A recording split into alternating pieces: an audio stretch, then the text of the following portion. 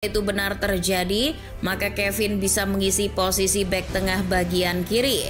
Meski bukan bek berkaki kiri, Kevin telah memainkan posisi tersebut hampir di semua pertandingan bersama FC Copenhagen musim lalu.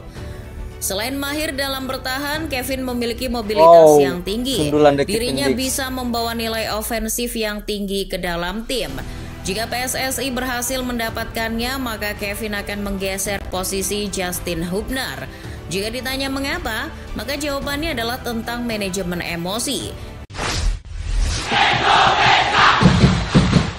Assalamualaikum, salam olahraga, salam sepak bola untuk kita semua. Kembali lagi berjumpa di channel Garuda Timnas yang akan mengulas berita terupdate dari Timnas Indonesia.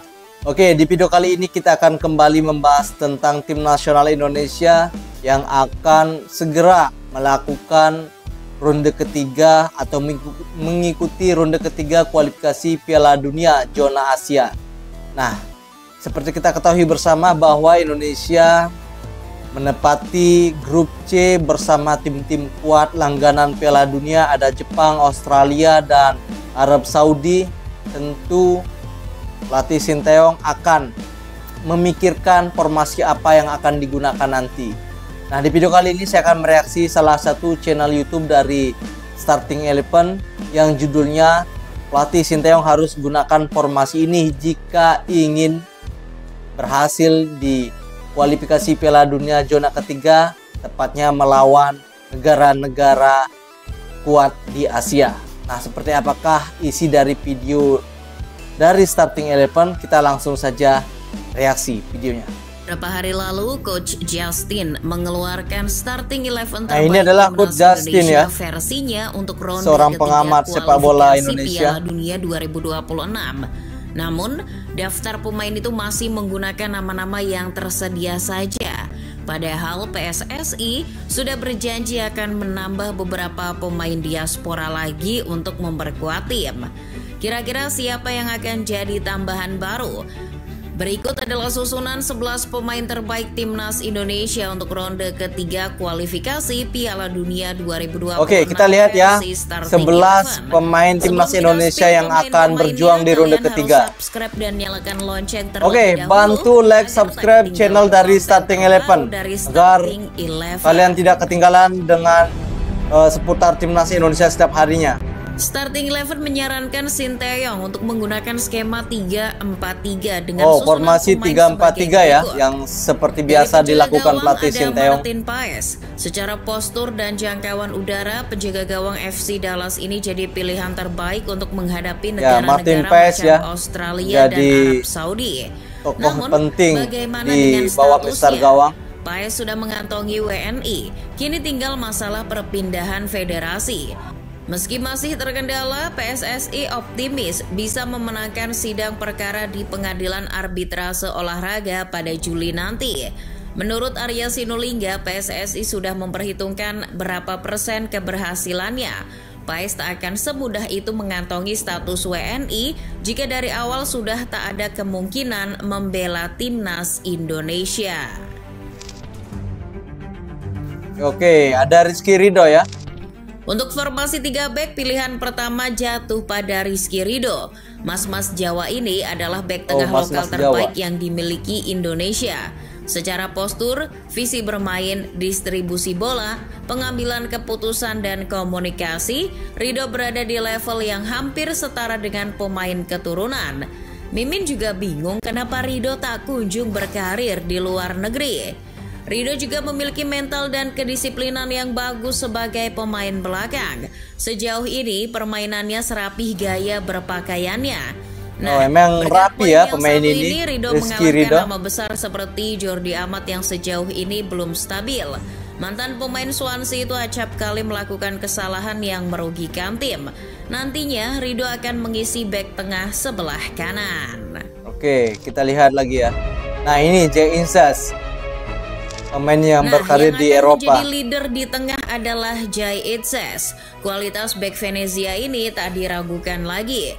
Berkarir di negara yang telah melahirkan banyak bek-bek kelas dunia telah membawa Itzes ke level permainan yang jauh di atas rata-rata. Secara ketenangan dan bagaimana cara mengantisipasi serangan sangat memukau. Ini ketenangannya sangat dibutuhkan ketika melawan Vietnam. Itu dibuktikan dengan catatan manisnya bersama timnas Indonesia. Bang Jai sudah memainkan 3 pertandingan bersama skuad Garuda dan semuanya berakhir dengan nirbobol. Terakhir, Jai berhasil membantu Indonesia clean sheet saat menang 2-0 atas Filipina. Oh, ada Kevin Dix. Kevin Dix kabarnya akan jadi salah satu tambahan amunisi timnas Indonesia di putaran ketiga kualifikasi Piala Dunia 2026 nanti. Jika itu benar terjadi, maka Kevin bisa mengisi posisi bek tengah bagian kiri. Meski bukan bek berkaki kiri, Kevin telah memainkan posisi tersebut hampir di semua pertandingan bersama FC Copenhagen musim lalu. Selain mahir dalam bertahan, Kevin memiliki mobilitas yang tinggi. Dirinya bisa membawa nilai ofensif yang tinggi ke dalam tim.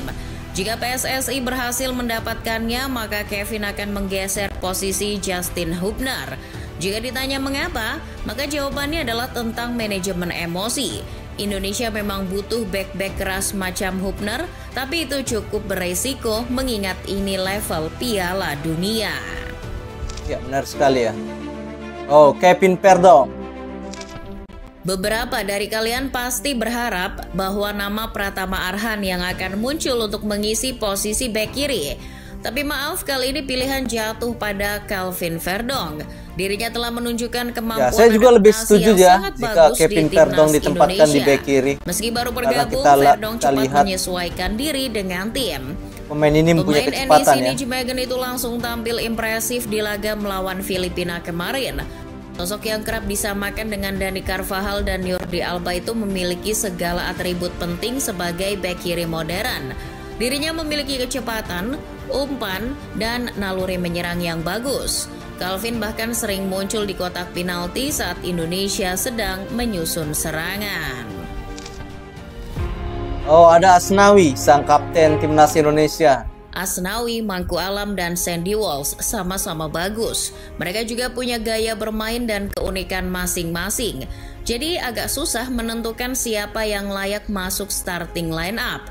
Tapi untuk menunjang agresivitas serangan, Asnawi adalah pilihan yang bijak. Tusukan dan pergerakan ofensifnya dapat membahayakan lini bertahan lawan. Asnawi juga bisa dibilang sebagai bek sayap komplit. Selain kecepatan, stamina dan keuletan menjadi daya tawar Asnawi. Kemampuannya itu membantunya melakukan transisi dari bertahan ketika bermain di Liga Korea, Asnawi. Jika Asnawi dalam kondisi terbaik, belum ada bek kanan Indonesia yang bisa melebihi kualitasnya.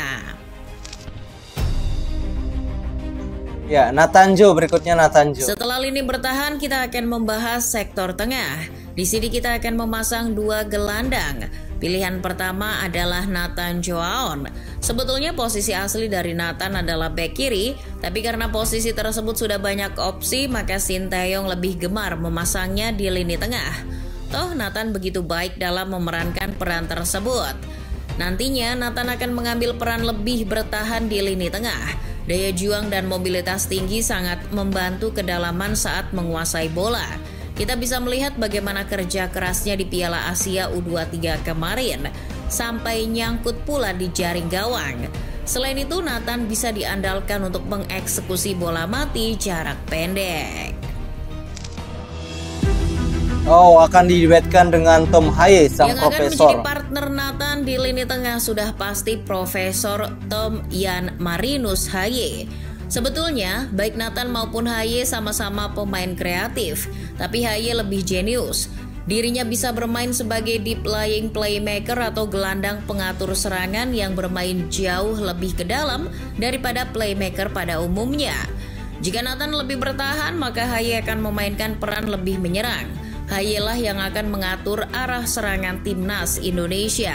Peran dari mantan pemain Lecce ini 11-12 sama Andrea Pirlo di AC Milan.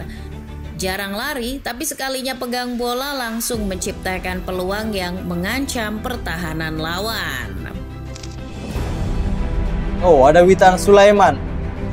Kita lihat Witan Naik ke Sulaiman. posisi sayap, Mimin akan memasang Witan Sulaiman sebagai pemain sayap kanan. Selain karena memiliki naluri mencetak gol yang baik, performanya di Piala Asia U23 jadi pertimbangan mengapa Witan yang terbaik untuk posisi ini. Di turnamen kelompok umur itu, Witan berada di mana-mana. Ia selalu terlibat dalam segala bentuk serangan timnas Indonesia. Meski begitu, meski berposisi sebagai sayap, Witan tidak identik dengan gocek sana gocek sini. Dirinya cukup efektif dalam menggunakan kecepatan dan akselerasinya. Witan lebih gemar melakukan kombinasi umpan-umpan pendek cepat di sekitar kotak penalti lawan. Itu lebih mematikan ketimbang menciptakan situasi 1 lawan 1. Oke, ada Ragnar Oratmangun berikutnya.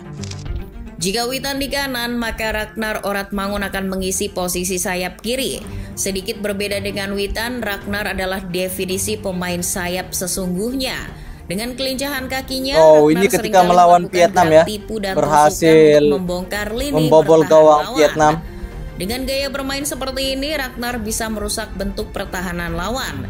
Dari situ, pergerakan Ragnar bisa menciptakan peluang atau setidaknya ruang bagi rekan-rekan satu tim yang lain. Maka dari itu, untuk memaksimalkan kinerja Ragnar, Indonesia sangat membutuhkan target man di lini depan. Ya, berikutnya oleh Romania Dan jawabannya yang akan diplot sebagai ujung tombak. Penyerang FC Utrecht yang dirumorkan akan segera memulai proses naturalisasi. Sudah saatnya Indonesia memiliki goal getter berkualitas seperti dirinya. Dengan postur 185 cm, Ole Romani dianggap sebagai striker yang ideal untuk melengkapi lini depan timnas Indonesia. Mantan pemain FCMN itu juga bisa jadi target umpan-umpan silang yang cukup sering dimainkan oleh pemain-pemain Indonesia. Ole Romani pasti akan dengan mudah mengkonversi umpan silang berkualitas dari Calvin Verdong menjadi sebuah gol. Kira-kira begitu prediksi line up versi starting 11. Prediksimu gimana, Football Lovers? Oke, kalau kita lihat line up yang diturunkan, ada Martin Paes di posisi penjaga gawang, kemudian ada Rizky Ridho ditemani oleh Jay Insas dan juga Kevin Dix di lini belakang. Kemudian dua back sayap ada Asnawi dan juga Kevin Verdong. Dua di tengah mengandalkan Tom Haye dan juga Nathan Joaon. Sementara di lini depan ada Witan Sulaiman, Ragnar dan juga Ole Romani. Nah, itu adalah prediksi starting line up yang kemungkinan bisa digunakan oleh pelatih Sinteyong. Nah, bagaimanakah menurut kalian dengan starting line up yang cocok ya diturunkan ketika mengikuti ronde ketiga kualifikasi Piala Dunia? Silahkan tulis di kolom komentar line up yang kalian inginkan yang pas ketika melawan tim-tim kuat seperti Jepang, Arab Saudi, dan juga Australia. Karena Indonesia harus membutuhkan kemenangan jika ingin lolos ke Piala Dunia. Oke, kita berjumpa lagi di video selanjutnya dan salam olahraga.